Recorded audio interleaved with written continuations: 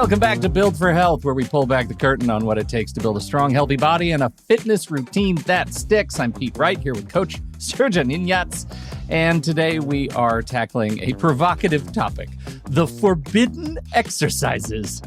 These are the movements and machines that never make it into Srdjan's programming, not because they aren't popular, but because the risk they bring outweighs the reward. If you've ever wondered why some exercises are gym staples yet don't show up in a professional's toolkit, today we're going to clear it all up.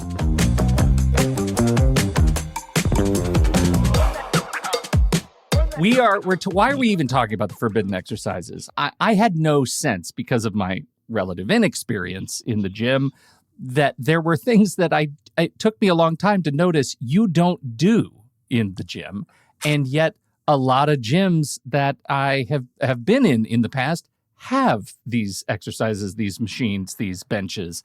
And I would like to know what makes your list for forbidden exercise. So we're going to walk through them today. We're going to talk about them. You're going to lay out the criteria, and then we're going to give you some movements and replacements. I know people can't wait to hear this. They're very curious to hear what kind of exercises. I mean, There are some exercises that I don't do, actually, that I stopped doing them. And the reason is that it's not that they're forbidden. You can do them. It's just that the thing is, for me, is, like, for example, I've torn my rotator cuffs, so I have kind of a bad shoulder. So if I do certain exercises, they actually hurt my shoulders. Mm-hmm. And there's really no reason for me to do them. You know, you don't want to do something that's going to hurt you even more, right? Yeah. So why get yourself injured, put yourself in that position when there's so many different exercises for all these muscle groups that you can do it, and they're safe, and you can build the muscle, you can build the strength, you know, you can work on your mobility of the joints. You can do all these other things. And it's just that in the fitness industry, some of these exercises, like, you have to do them. If you don't do them, you're not going to build the muscle, and you're not going to get strong and big. And it's so not true. And that's why, through all this experience and some of the stuff that I've done, and I'm like, at the end, like, after I did all the schooling and everything, and I'm like, why am I doing this? I'm like, this doesn't make sense. This is like, why the hell would I do this? I'm like, I'm just risking of getting hurt more. Yeah. Well, and that's what I want to get to, because I think that's why, that's what makes working with a trainer so valuable. That, you actually, for all of the exercises we're going to talk about that are high risk, lower reward, there is an alternative that targets the same muscle groups without the same level of risk. Is that a fair assessment? Yeah, that's fair assessment. I mean, you can't really, like, from looking at me, there's no way you can tell and be like, oh, I can tell you're not doing these exercises or this one or that one. There's no way. You have no idea. And I see people at the gyms all the time, and I see a lot of trainers and things like that. Like, you'll notice that a lot of younger, like, trainers and stuff like that, or the trainers that don't really have much experience, or also a lot of trainers that have never actually gotten hurt. They don't really know what that feels like, if you have bad shoulders or bad knees, bad hips, or stuff like that. Mm-hmm. So, like, I have a bad knee. So all my workouts, when it comes to doing some legs, are completely different. And I have to modify everything so that way my knee is not hurting, right? And so I can actually work my quads and hamstrings and stuff like that. So upper body as well. And I found out when I tore my rotator cuffs in both shoulders. Actually, it happened at once for like 2 months. I couldn't, for a whole month, actually. It was a month and a half, maybe. I couldn't lift my arms. So your arms? You couldn't lift both your arms? Both my shoulders. Both shoulders at the same time. All the rotator cuffs in both my shoulders just torn. I mean, it's horrible that you had such an injury. Horrible. But I have a little bit of schadenfreude imagining you not being able to lift your arms. Oh, my God. How would you take a nap? I don't even know how you get up and down. You just lay down. That's it. You're stuck. You just fall, and then you're one done. Long nap. You're done. You can't move. You lay on your back, and that's it. That's how you learn how to sleep on That's your how back. you learn. That's the best way. Unfortunately, sit-ups are on the list. Now I sleep on my back is because of those times. I had to teach myself, learn how to And, I met with the specialist, I remember, and we went through my whole workout trying to figure out what I did. And he was amazing. He was impressive. I was very impressed with that guy. He just finished like school, and it was like 3-4 years that he was into his practice. And he just blew my mind, the way he was like testing and everything and looking at my shoulders. And then we went through every single exercise. And then he told me exactly what tore all my rotator cuffs. And he explained, and everything made perfect sense. And I'm like, I never looked at it that way. Now I kind of started looking at every single exercise that way and assess the risk of every exercise, because every exercise, comes with the risk. Some of them have a higher, some of them lower. Well, you've teased me with this rotator cuff thing. What was it that you were doing that injured you? So I was doing upright rows with the bar. Okay. The long bar. So with the barbell, I was doing upright rows. And apparently I went a little too heavy. And it was towards the end of my workout. So at that point, my shoulders were very warm. There's a lot of blood flow. And when I was doing them, I didn't even feel when I started tearing them up. When you start tearing the rotator cuffs, you don't even feel it. I thought I had the best workout ever. I thought I had a great workout. After that, I finished, I did other stuff. I was moving around just fine. And then when it cooled down, next day when I woke up, I couldn't move my arms. I had no idea what was going on. I literally could not move my arms. It freaked me out. Yeah, I bet. And then it found that he explained, because the way the shoulder joint, because it's a ball and socket, the way it moves as you execute that exercise, going all the way up and down, and how it moves, and how the rotator cuffs act in that position, that is just really bad. So now I started looking at every exercise like that. I start assessing them and see, literally from the beginning to the end, the way your joint moves and the way your whole body moves, and how that translates into, how dangerous it is. Because, for example, you can't tell me that, doing a bicep curl is the same as doing a deadlift. Deadlift is a lot more dangerous. You have to really be really careful how you do it than when you do a bicep curl. Most likely that you're probably going to get yourself hurt doing a deadlift than doing a regular bicep curl.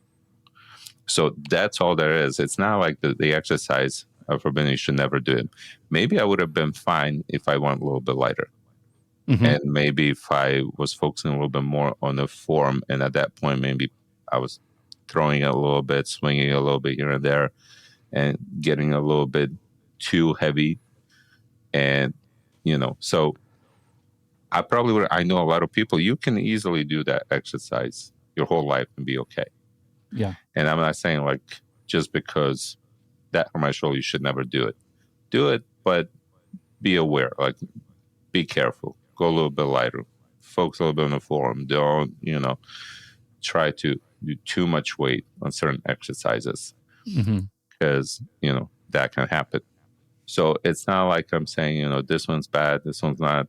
They're all great, they're good, but you have to be aware. You have to know which ones you should do, when you should do it, maybe in the middle of the beginning of the work, and not towards the end when you're more fatigued and tired, and then you try to go heavy. So, and it's interesting, a lot of trainers that went through all these injuries, they start thinking about those a lot more and being a lot more careful. Yeah. And that's how you learn.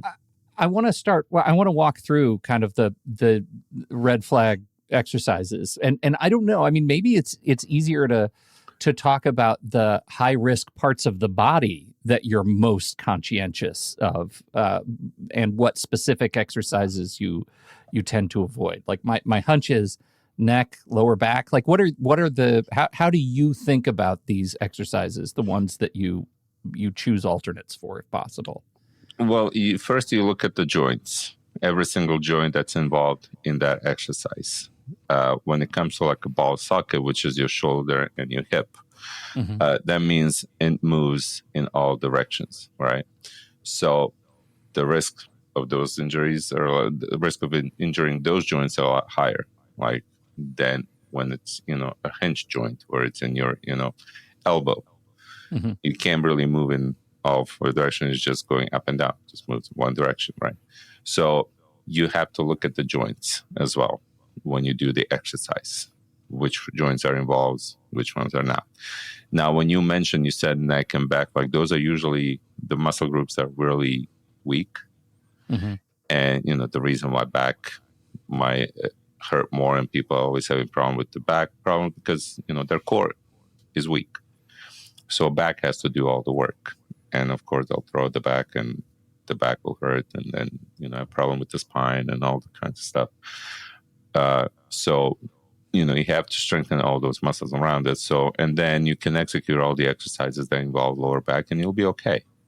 You just got to know how much you can do and what you're capable of and what your strength weaknesses are and what you need to work on, which muscle groups before you, try to tackle another one that's a little bit more dangerous that's involving that muscle group, So, like, for example, that's why I don't really do anything behind the neck. Like I see a lot of people when they do pull downs for their lats, for the back, they do behind the neck. And they're pulling that bar and they're like sticking the head forward. And then it just does not look normal and natural. Anyway, there's no one that can tell me that looks fine. Well, wait, normal. This is something that I've never really thought about. So is it fair to say that the exercise, if it's more closely matches a natural motion of the human body, it's okay? And as soon as it doesn't, it's too risky? Yes, because a lot of people will force it. And then I'm like, always try to picture this. Like if you're looking at yourself through X-ray, right, or MRI, and looking at, the way you start exercise, the way you execute, and then the end point, how your body looks. Does it look natural? Does it not look natural? Like what does your spine looks like? Where is all that load on? Like, is it putting pressure more on your lower back or your joint instead of a muscle? So, and then are you locking that joint? Is that good to lock the joint or not? So you have to look at then where the resistance is coming from. So all these little things, people don't think about it at all when they work out. Like I look at all those things. So this is that. I mean, it sounds like I said my brilliant observation, and just thinking about it seems so dumb. Of course that makes sense. Of course it makes sense. When I injure myself, you talk about behind the neck stuff. I used to be taught to do that, right? Like but all the joints are in the wrong place when you're doing something behind your neck. All of them are. They're all hyperextended a little bit. And they go with the head forward and they're like feeling that tension in the neck. I'm like, look at your spine. I'm like, does that even look fine, normal? Like your spine is not designed to bear weight in that angle. Well, you can't tell me you look comfortable. At all. Right. I'm like, that does not look comfortable at all. Just from looking at you, I'm like, even people that don't know will look sometimes like, that's interesting. That doesn't look right, but I'll do it. Yeah. So, because like sometimes I know what they're trying to do with that behind the neck and what they're trying, because it's not like my back looks fine. And from looking at my back, you can't tell that I've never do that specific exercise, because I think it's just really stupid. I really do, because it's like, that's why I'm like, there's not a single muscle that you can target with that exercise that you can't target with all the other exercises that exist that are a lot less riskier to do. Sure. Right? You can target those same muscles and get probably much better results and be much safer than doing that one. So let's talk about abs. Abs are problematic. I grew up in a time when I was told to have fitness challenges in elementary school, and we had to climb a rope. That sucks. We had to do sit-ups. There's a lot of sit-ups. We're sitting on each other's feet all the time, and push-up. Like that was just the era. I was taught sit-ups are fine. And then as I age, I'm learning sit-ups are not fine.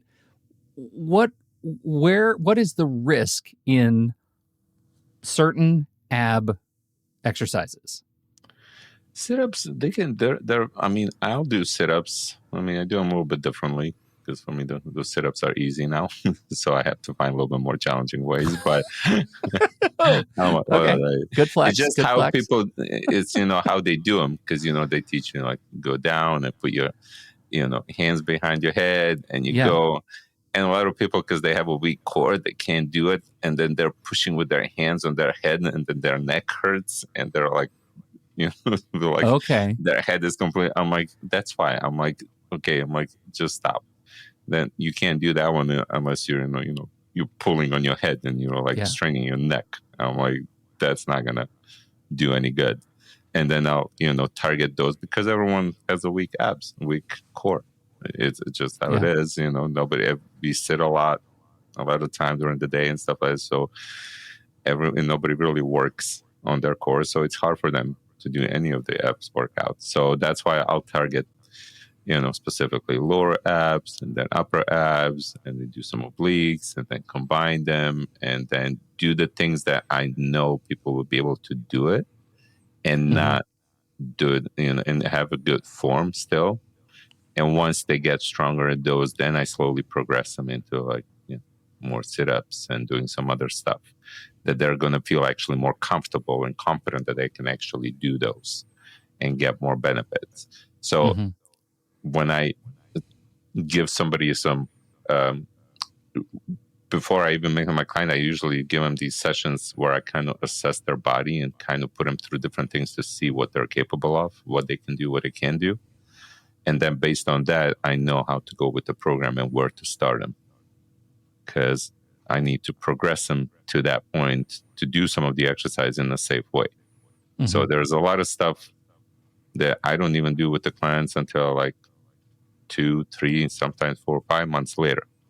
Because I'm like, I can throw at them, and if they try it and they try it a little bit heavier, they can hurt themselves. So I'll try doing other stuff and isolate those muscle groups and get them stronger. And once they understand the movement, the way the body moves and all that stuff, the whole concept, then we start going into a little bit more complicated, exercises. And it's easier than for them to execute and understand the way I'm explaining what that means when I give them different cues and how to do them. And they'll know exactly what I'm talking about. Because if we start doing those complicated right away and I start giving them all the cues, they're going to be confused, just overwhelmed with all these different directions. They're like, well, I don't know how to do this and do that. And I focus on one thing and then I forget about the other one and all that stuff. So they get overwhelmed. So I just kind of work them to that point. Well, they'll be able to actually execute and understand when I'm instructing them how to do it. It will make sense to them. Okay. I mean, the sit-up thing is interesting to me because it's the same. It's exactly the same reason that you worry about the behind the neck pull down type stuff, right? Because of the stress that you put on other parts of your back and neck when you're trying to do a sit-up. So yeah, just like sit-ups, which are fine. A lot of people can do sit-ups normally and do them. And if I just explain what they watch for and all that stuff, they'll be able to execute them fine. So never really had much problem with the sit-up. I've seen people like, okay, we're going to do a lat pull down, and I just let them do it to see if they know how and what they learn. And when I see people start doing like behind their back, I'm like, oh my God. I'm like, no, who taught you that? I'm like, I got to know. And then I explain why. And that one is, worse than the setup. Setup is fine. You okay, but that one is like, I wouldn't do. And then they'll do for the shoulders, like upright rows. I'm like, okay, you might kill your shoulder. You might be fine, but I'm like, I'm like, at this point, like that one should not be in your workout plan. There's so many exercises. It's just everyone's like, if someone's listening to this and they've been doing it their whole life and they're like, they're totally fine, they're totally safe. I've been doing it my whole life and my shoulders, I'm like, yeah, that's fine. You might be fine. Yeah, and it's fine. It's great for you. I'm glad you didn't get hurt. I'm just saying, I'm not saying you will for sure, but the risk is higher there. Like I'm having this debate on Facebook. I remember because I put a respond to this post about the upright rows, and then people have been freaking out for. I've been getting messages for the last 2 weeks, and a lot of people are agreeing with me. So I had to explain it, and some of the people are like, okay, I can see what you're saying, and why are you saying this and all that stuff, and they're fine. But some of them are just like, it's like, no, they're completely safe, they're completely fine. I've been doing them for years and all that stuff, and I know like a lot of people that have done them and also got hurt just like me. Okay. So if you ask them, I'm sure that they'll disagree on that one. So it's fine. You do them. Just I'd rather do things that are less risky and be able to come in next week and do it again than chance of getting hurt and then getting hurt myself and then not be able to do anything for months because I'm going to be rehabbing my shoulders. So you told me in the gym that there is an ab machine that you think people is a mistake for. It's an oh my god machine. Yeah, there's one. Well, and this kind of transitions to machines and problematic machines and where risk comes in. Any of these sort of fixed path machines. What is this terror ab machine that you hate so much? Something about I remember because we had one gym where I worked, and I know there's a one trainer that used to put everyone on that machine. He was so excited about the machine, ab machine. I'm like, first of all, I don't even know why the ab machines exist. You can do so many different exercises that work your abs and core and not ever do that machine or any kind of machine, but fine. Like it's okay. It's just this particular machine. Can't remember the brand exactly of the machine. But it's pretty much you sit on it and you have the handles above your head and you grab it and you put your legs down, and you're pretty much doing a crunch. You're pulling those handles down and doing a crunch and stuff like that. Now, this machine will work for certain people, but not for all of them, because that machine, the way it's that they build it, you can't really adjust the seat. You can't really adjust anything. So unless you're like 6 feet and over, you'll be fine. If you 5'11" or down like to 5'5", 5'1", you can't do that one because you're too small. You can't adjust, and then people end up just pulling with their arms and getting off, and they're like, "Oh my god, I feel that in my arm, and I don't feel anything in the abs," and it's so difficult and hard that they're not really getting what that machine is meant for, getting abs and feeling what they're supposed to feel. Because I really noticed like there are some machines that when they made them, I feel like they didn't think about people that are like shorter, or they have maybe smaller, shorter reach with their hands, and not everyone has long hands and long torso and long legs. So you have to make a machine that you'll be able to adjust. Easier for 6'2" guy and somebody who's like 5'5". Yeah. So because you want them both to be safe on that machine, and some machines, when I put them like that, just does not look right. It just you can't adjust. You shouldn't be on that one. So yeah, there are a lot of these machines. I've noticed some of them are older, some of them are like new school machines, like fancy ones, and just people looking at their new fancy, they step on it and just like it doesn't feel right.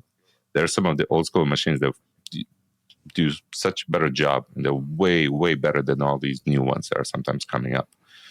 And they're weird, moving in all these different directions. It's just like with the exercise, people like to get fancy and like do this exercise, and all of a sudden, this one will help you build these huge muscles and all. And it's not. No, it's not. It's not even the exercise. It's so many other things. So that's fine. But in just reading up before this conversation, I found a certain corner of the high risk gym equipment focused around fixed path machines like the Smith machine. You have a Smith machine in the gym, right? I do, yeah. Walk through what can be considered risky movement with a machine that you have that otherwise you like. Well, I don't really have any risk. All the machines that I have are pretty safe machines. I mean, yeah, you can get easily hurt on them if you don't know what you're doing, and if you're putting too much weight on it, you know. If you can't get the weight off of yourself, then that's a problem. Don't do so much weight. Yeah, exactly. Just like, you have leg presses and leg press. Yeah, you're not going to load up where you can't do a regular normal leg press, and you're going to put a lot of weight, and you might lock the knee on the way up and break the knee and all that stuff. So I'm like, it's safe if you do it the right way, but it can be really dangerous, and you can just break your knees if you don't do them right, and if you start locking your knees and put a lot of weight on that. But like Smith machine, like I would sometimes, now that you said it, I'm like thinking if I ever seen anyone do something like crazy on those machines, to be like, okay, well, that's dangerous. Like that shouldn't be done. Right. Well, the reason that got on my list was somebody said specifically they had injury doing Smith machine squats. Smith machine squats. They can be, I mean, they're pretty safe. They don't have to, like, this is the thing between like doing Smith machine and doing free weights. With Smith machine, like, with the free weights, you're free to move. You can move, you can adjust. Like if you get stuck, your body moves left and right and all that stuff. You can adjust and execute the exercise, do it right. With the Smith machine, you're kind of stuck. All you have to do is just push and pull, right? No matter what it means. If you're squatting, you're just going straight up, and you can't really go left and right.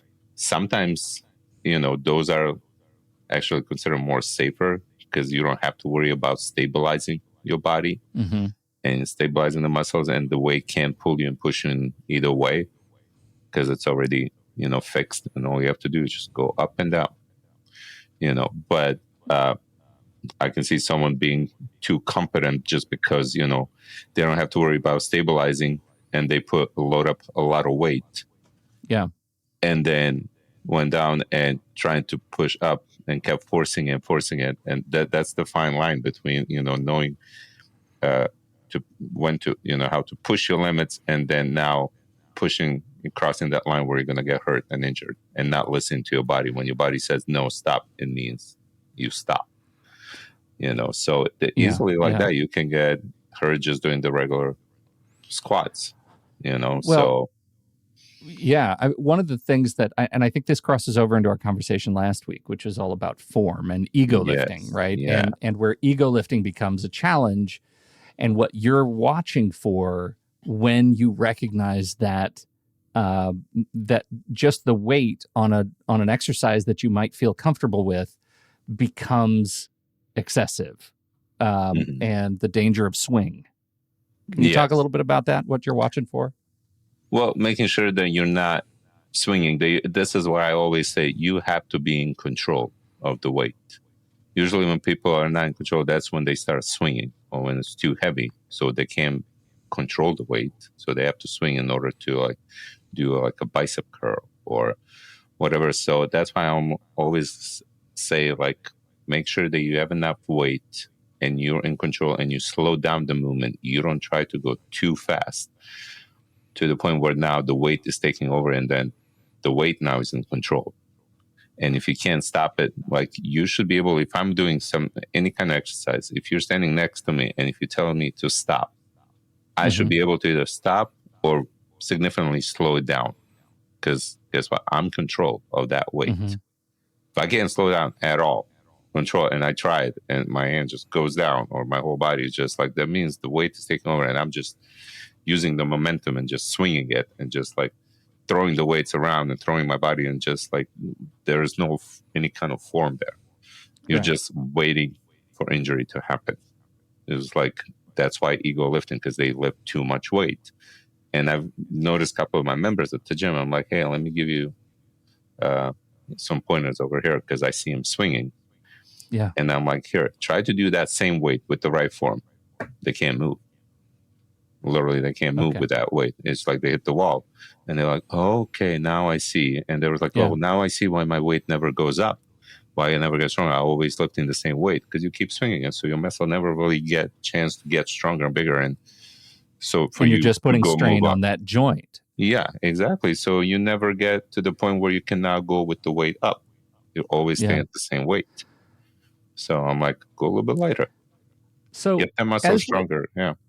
I mean, I think we're kind of at the end of our time, and I want to make sure that people listening leave with some guidelines on how to spot in their own workouts risky movements on their own. And so can you boil down what we've talked about, like the elements that you're looking for? Because, there are alternative exercises for all of the things we've been talking about, but really without talking about exercises, there are some things you're looking at with your own body that can give you a clue that you're not doing the exercise well, or that you may need to look for an alternative. Yeah, the way I know is like I know how it's supposed to feel, and when it doesn't feel right, I'm like, okay, I'm breaking down my form. My form doesn't feel good. Like that's why I'm not feeling where I'm supposed to feel. So I know by the feeling, by the way it feels.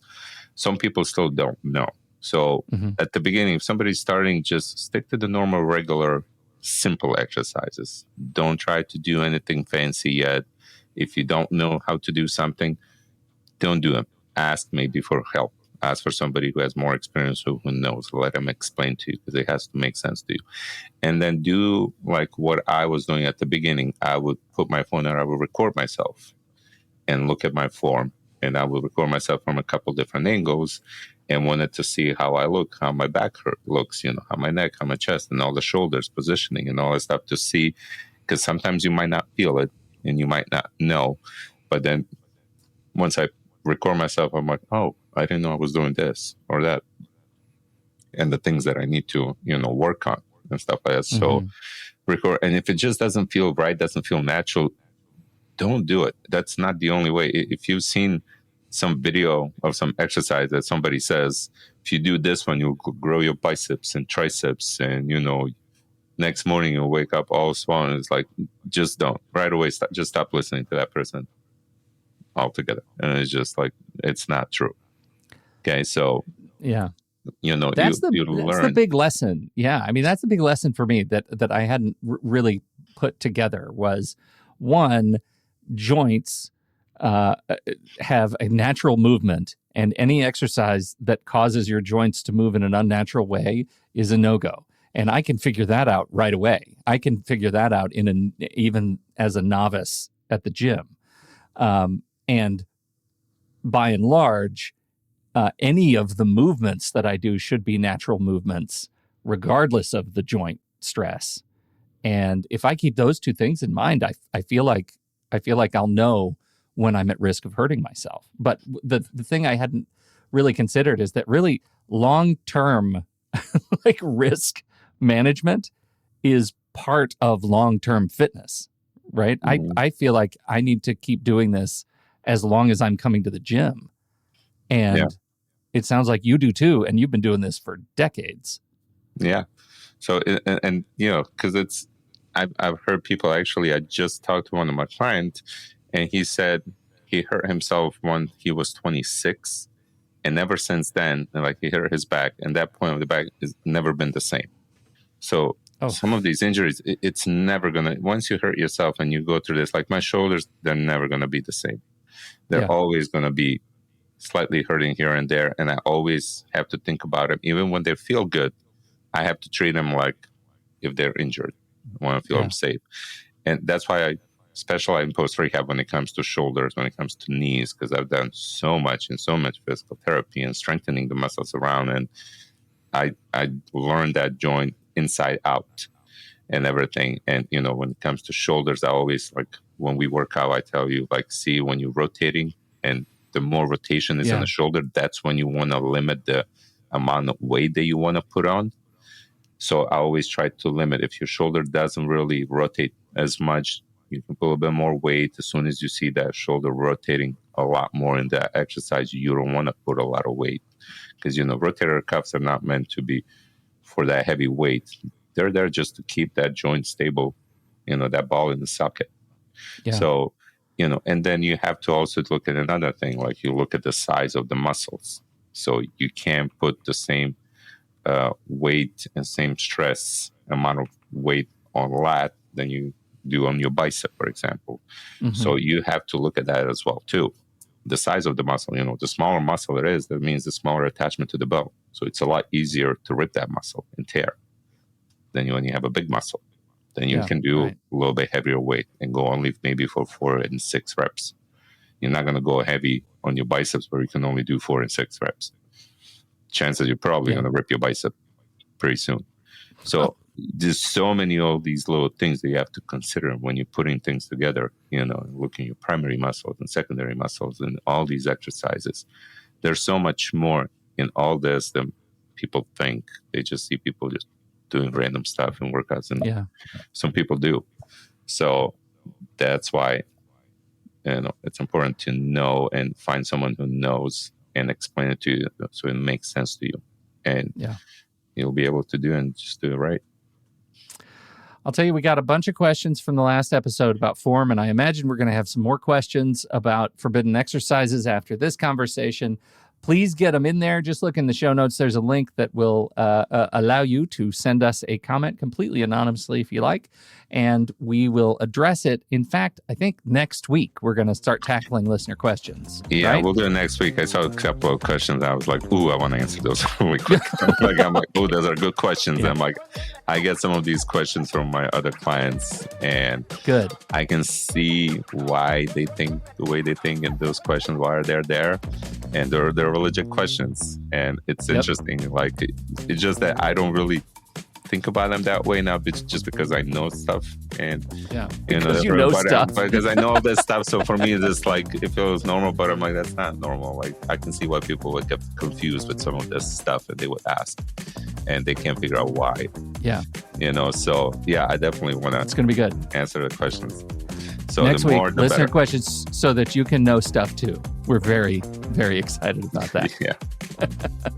Thank you, everybody, for downloading and listening to the show. We sure appreciate your time and your attention. Don't forget, look for that link in the show notes. Send questions to the coach, and share the show with somebody you think might be interested. We would love to help others. This is how we grow stronger together. Thanks for listening to Build for Health, and we'll catch you next week right in the gym.